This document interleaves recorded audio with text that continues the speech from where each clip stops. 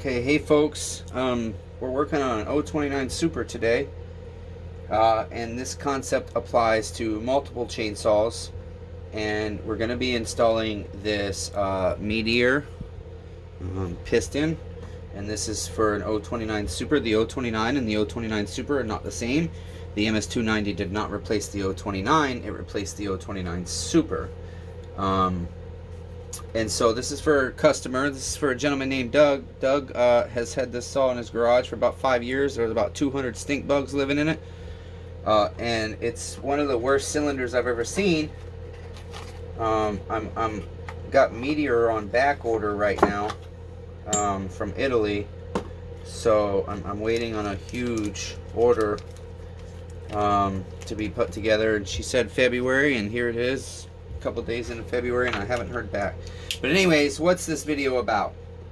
This video is going to be, I'm going to show you how to put a piston on, and we'll see if I go further. I might do the seals and the bearings, and we're using aftermarket. These are Farmertech. Some Farmertech parts are okay, some are not. I don't use their like recoils and stuff like that because they just are terrible. But some of their internals are okay. Their top ends, I wouldn't use them. I wouldn't use their bearings in a bigger saw. But for this one, I think they're great. I've seen them last, no issues. So we've got our wrist pin. We're going to have our 2 rings, and we should have, but I do not see them, our Circlips. Oh, that's right. They're in, one's there. Okay, we're missing a clip here. Let's see. Okay, and we'll pause you guys while I locate the other clip. Okay guys, so we found our other clip. This was a piston I had taken out, and the video is on the camera that I can't, it's wanting to make me to convert the MP4s or whatever on the camera to get them to the computer to be able to upload them. I had done a video to demonstrate how to use this tool. You guys, this is boy, what's the technical name for it? It's a wrist pin install tool is what it is. Not wrist pin, it's the Circlip install tool, and this is a 10, so this is for 10mm wrist pins, and this will work on any chainsaw with a 10mm wrist pin that has the open C clips, and it probably would work on the other one. And so you guys, you can do this without this tool, and that's what we're gonna explain right now. Is there are different ways, and I'm sure you'll see all kinds of videos online. I see guys do it all kinds of different ways to install these without this tool.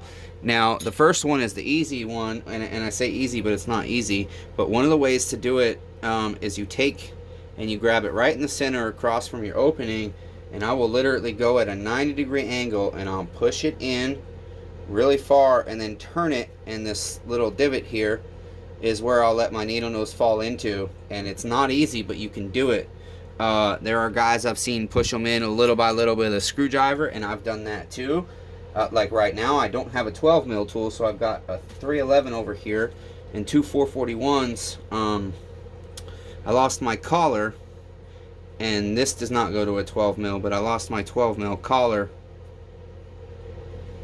and so that means that I can't get my 12mm. I probably could use this top part of this tool, but I prefer not to because I just am not in that much of a hurry. I ordered a tool, it'll be here in a couple days. I ordered it off of eBay, so it'll get here faster than if I ordered it from a steel dealer. Alright, so but I'm going to show you how to do it with this tool. And so here's your part number on these. If you work on occasional small engines, they're great to spend the $100 on. It is 5910-890-2210. That's the part number you'll need. It has an A, but it's 10, and so that's going to be the 10mm. And I believe the 12 is like a 2212 or something. Same part number with 2212, I think. I believe there's an 8, 10, 12, and a 14. If I'm not mistaken by steel. I could be wrong there. Okay, so we've got our bearing. I would normally replace these, but this one came out of a very lightly used saw. His I've trashed. I don't think it was any good. But the way you test a bearing is, so with this in there, I've got almost no top to bottom movement. There's a little bit, and you're supposed to have that, but I can't rock it side to side. You just have to, you get a natural feel for it, I suppose. There's a little bit of movement, but that's expected. But you're looking for major play. You're looking, when you go like this, is there major play? Can I go this much and this much, basically? A little bit of play is expected, guys. It's a needle bearing. You just don't want a ton. And it's more important to check with your wrist pin in there, okay? Put your wrist pin in and then feel for play. It spins easy and zero. I've got zero side to side, top to bottom, essentially play. Nothing. You see my fingers moving, but I can tell you the wrist pin isn't moving. That's only my fingers. I've got no side to side, no top to bottom. That's great. That's a good bearing. We can reuse that. It spins freely. So we're going to grease this up. I'm using my finger right now because I don't have a grease gun. I've only got one with a different grease in it. A little mini grease gun. And that one is for bars and chains. It's the same concept, but right now it's set up with blue grease, and I need red grease, thicker grease for this stuff. I'm just going to smear it around on the inside. And guys, I have a concept kind of when it comes to the greasing of bearings, etc. I like to overkill and then take excess away, because I'd rather have too much than not enough and be able to wipe the excess away. It will burn off. If it gets inside your motor, a little bit of it is not an issue, but you don't want to leave all kinds of just loose grease laying around all over your stuff. And so there is also a bearing here, and I have already greased all that and wiped away. I will show you just for sake. If you're at home, if you're just doing your own saw, you're probably not going to have a little mini grease gun if you're an average guy. And so I'll take some on my finger, and you got to be willing to get dirty, and I will just push it in that little gap right there. You go all the way around, push it in. There's not really, I'm not going to be able to push really any in there now, but I will go all the way around. I'll push grease in there. And if you have a grease gun, there's usually little, this one does not for some reason have it, probably because it's an older saw. But if you look at this one, let's see. Nope. Sorry. There's usually, here we go. This one I have not cleaned up yet because I'm waiting on that tool, and so I'd rather leave extra grease on it and clean it up in the morning for whatever dust settles. But you'll see there's a little divots out around your arm here, and that's where you take your grease gun, and I'll show you, because a small grease gun has the same tip. You take your grease gun and you just squirt grease in there and just squirt it until it starts coming out everywhere, and then wipe your excess away. So anyways, but as I was showing you, so once I've done one side, I will turn it over. I'll pull my arm down the other way because it does move side to side a little bit, okay, and I'll turn it around, just to make sure I got grease in there, and then I'll pack the other side. And again, guys, it's because too much is better than not enough. This prevents heat, it prevents friction, it prevents your bearing from going bad, it prevents extra vibration, excess movement in your motor. Because if your bearings go bad, it can cause all kinds of catastrophic failure. So I hate to waste all that grease, but it was just to kind of show you guys. And then I'll just keep spinning around, moving around, and I make sure I try and take off all my excess. Yep, I knew that was going to happen as soon as I saw that thing. All my excess, and sometimes you'll even see me pull a Q-tip out because I'm a little OCD. But for sake of time, we're going to save that. I ran out of paper towels, and they're in the house because I don't have a lot of space out here. So my cloth towels are in the house there. So anyways, what we're going to do next, I've already got one in, and it's easier. On your piston, you're almost always going to have an arrow, and that arrow should face towards your exhaust port, okay, when we put the motor together. But that's important when you put it on the crankshaft as well, okay. Another way to tell is if the arrow is covered in carbon and you didn't clean it off good enough, or it has disappeared from wear if you're reusing a piston. If you look at, let me see here, I don't see what you guys are seeing, unfortunately. If you look at where your rings seat on your piston, your ring gaps are almost always in a chainsaw going to be on your intake side. And so the arrow is your exhaust, and so these will always be on your intake. So you take your crankshaft and you pick it up and you say, okay, face the saw away from you, front of the saw, bar and chain is going to be out there, right? So you got your clutch side on the right, that's always going to be your long side of your clutch or your crank, and you got your flywheel side on the left. So the saw is facing this way, it's behind me, I'm holding the handle of the saw in my hand. My arrow needs to face away from me, okay? And my ring gaps need to face toward me. I just always do it uniform, you guys, because then I don't make a mistake. You can install these backwards, they will go in, and it's not good. Alright, so I'll set that on there, line it up pretty close. And since this is off the saw, it doesn't really matter which side I go from, but like if you have a crankcase instead of a top end and with a pan, sometimes you have to go from a specific side. You have to put one in first specifically and slide your wrist pin in from one side because you can only access it. So I'm just going to put a little bit of grease on this wrist pin, and there's going to be a bunch of grease spooge out when I do all this. Guess what, guys? It helps if we put our needle cage bearing in there. I'm a human being, I do make errors, but we would hate for that saw to go together like that. It would never work. You would feel it as soon as you got this on that it wasn't in there. I would hope anybody could feel that. It's going to be obvious.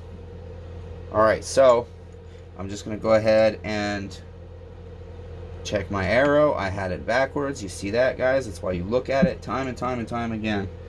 Just keep rechecking stuff, because it's better to check it 15 times.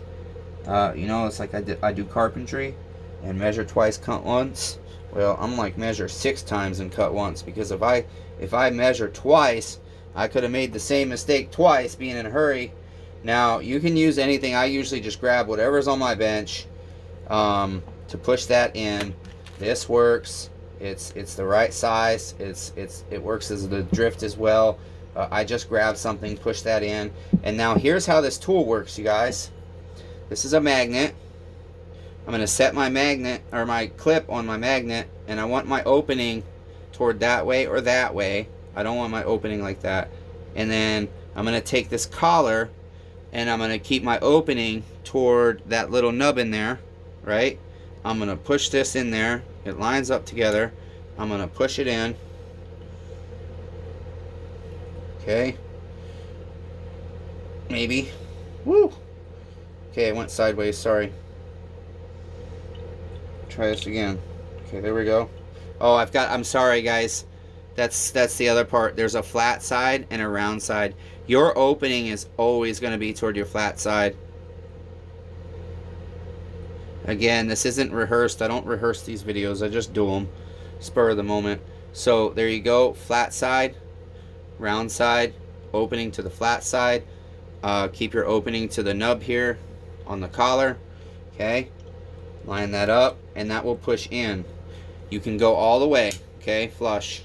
Right? Push it all the way. Now your ring is in there. Let me see if you guys can see that. It's so hard because my phone mount here, my tripod mount, I can't see most of the screen. Well, either way, you guys will have to take my word for it if we can't see it. That clip is in there. And so now I'm just going to take this, and it's on this side, okay? I am going to, you can put this in a vise if you want. I'm going to set this nice and flush around my hole, okay? I want my opening down. I always put it down.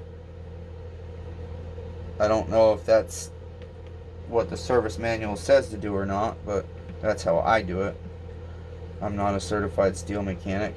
And then you just take this flat end. Again, you want your flat side to this bump, otherwise you're going to get stuck. Okay? And then that just, voila, presto, our clip is in there. Just like that. It's that easy, you guys. And if you've ever put one of these on without this tool, I'm telling you, if you have plans to work on more than one chainsaw, buy you one of these. It's really worth the, it's stupid that it costs what it does, and it's heavy, but I'll guarantee you this thing is never ever, I almost guarantee, never ever gonna break. If you don't lose these like the idiot I am, they'll never break on you. Alright, so that's it. That's how we put our piston on to our crankshaft, using our stihl Circlip insert tool. And then we'll take our rings, open those up. We're using caber rings and a meteor piston. I sell these. I support them. I'm going to be testing out their top ends because a bunch of guys use them that port chainsaws. And so I finally decided, you know what? 20 years ago, I used the Chinese top end to try it out. The customer hated it. He opted the Chinese. This is when I first figured out I enjoy doing this, and I wasn't even in business yet.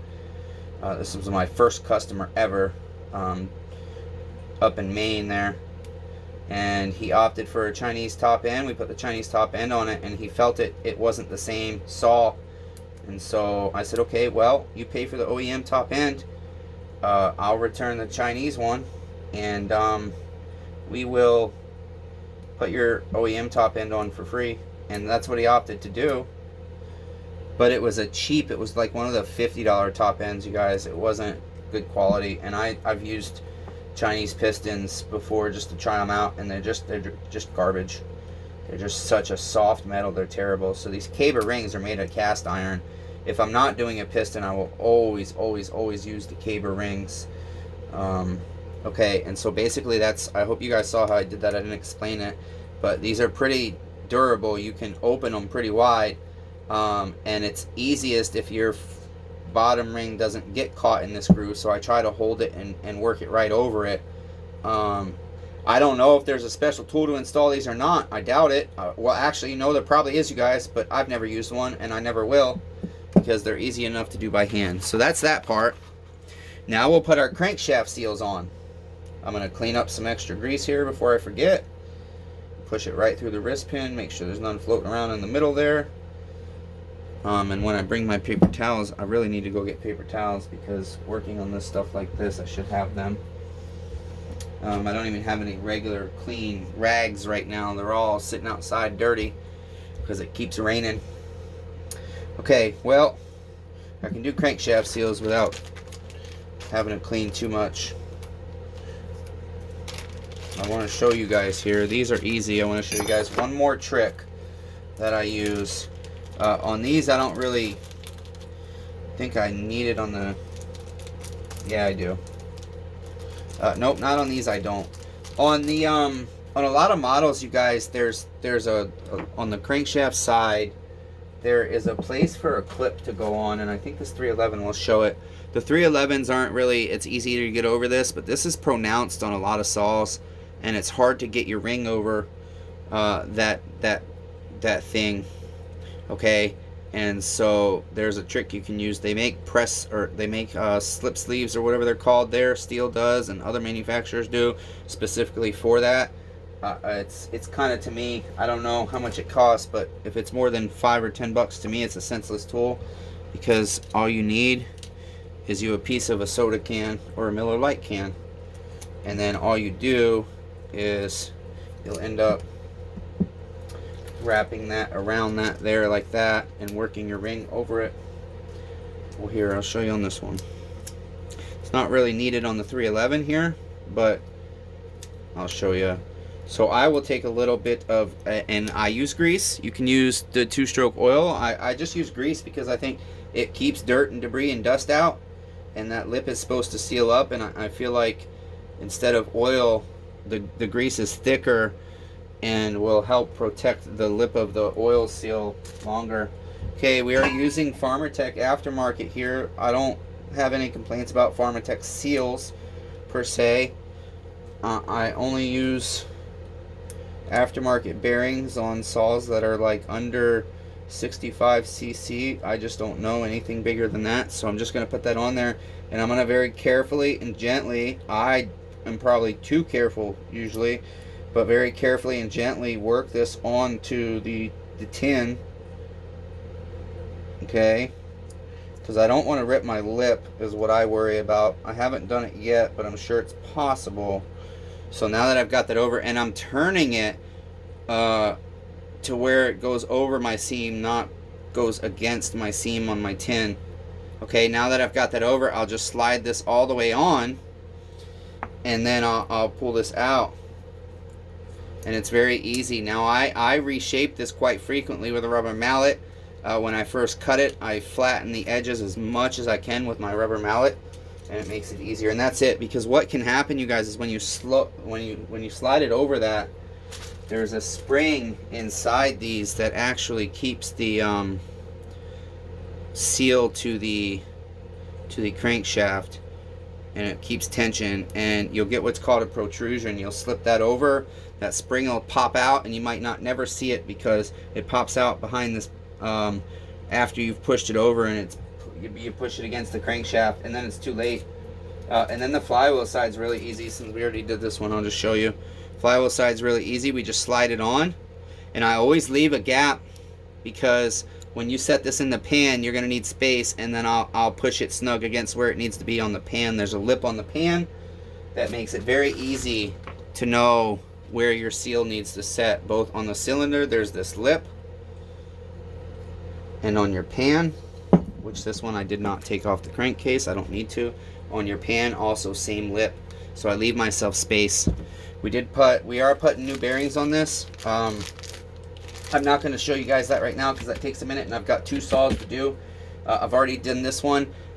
Basically, what I'll tell you is the simple concept is, if you don't have a bearing press, you can use a socket and beat these on. A lot of guys recommend against it. I'm going to say, if you are going to do that, I'm not condoning it. I'm not saying to do it. But if you're going to, these are press-ons. So if you're going to get that, just always make sure you start it straight. Use your whatever socket you're going to use, and do it on wood or something. And I would even put a piece of rubber under it, something to protect your crankshaft. And then if you want to hit your socket with a hammer, you can. The best advice I can give is, if you don't have a bearing press, find you something that will either fit on this part of your bearing or this part, not in the middle. Okay, that will also, a 1/2 inch is not big enough for some crankshafts, a 1/2 inch socket. Make you some kind of sleeve, and then put this in a bench vise. Make sure it's long enough. Put it in a bench vise and press it with a bench vise. And that's one way to do it. And I think you probably could, if you're careful, even use your counterweights in your bench vise like this. But just, you want it to go on even, so you need some kind of socket, or this is called a press sleeve. Some kind of, this one won't work because it's for a different application. It'll get caught here eventually, I believe. But you could use that and put a second one, see, so it won't fit that side, so it'll hit eventually. It starts to hit. It can work for this side, but not the other side. So anyways, that's what I would recommend. And then when you take these off, I just strongly recommend you can get you a cheap $13 off of Amazon bearing puller. Not the greatest. Handle broke first time I used it. I JB welded a new handle, and it just broke tonight, because my other bearing puller doesn't fit some of these saws. It's a little too big. So, but I just use a crescent wrench and to turn this, and it works. And what it does is, this goes in your crankshaft right here, and as you turn it, it pulls the bearing off. Try not to beat them off if you can help it. It's not really good for your crankshaft, I feel. If that's your only option, I'm not going to show the ways to do it, but I have done it in the past with my own stuff when I had no other option. Alright, so that's that. Again, these are also Farm & Tech aftermarket seals. Again, I haven't seen any issues. I know some people that have owned Farm & Tech saws for many years, and the seals are still going strong. And so I've seen steel seals fail after a year, literally. So I don't have any complaints. And again, these are just, I'm just gonna tiny bit of oil or grease on my lip right here, the inside of my seal only. You don't want to put it on the outside. You're gonna end up putting Moto Seal, Durco, Permatex, whatever you use as your gasket maker. And then I'm gonna slide that on there. Again, I'm gonna leave a little bit of a gap so that I have space to work, and then I'll push it with my press sleeve there. when I need it to, when I put the top end all the way together. So just a tiny bit. I just think this helps them a little bit. Slide easily. It causes less friction. This one will go on nice and easy. It'll go right over that. It's tight, but it will go, you guys. Just get it centered and push. Just be gentle, but push. Okay, there you go. So there's your seals. And that's it, guys. I hope this video was educational. I hope you learned something. If you have any questions, comment down below. Smallengineredemption@gmail.com. We buy, sell, trade, service, small engine stuff. I'm a hobbyist, you guys. I'm not a certified mechanic, so I do it as a hobby, and I sell stuff that I repair and rebuild and restore, and I work on stuff for neighbors to help them out. So God bless you guys. Be kind to one another.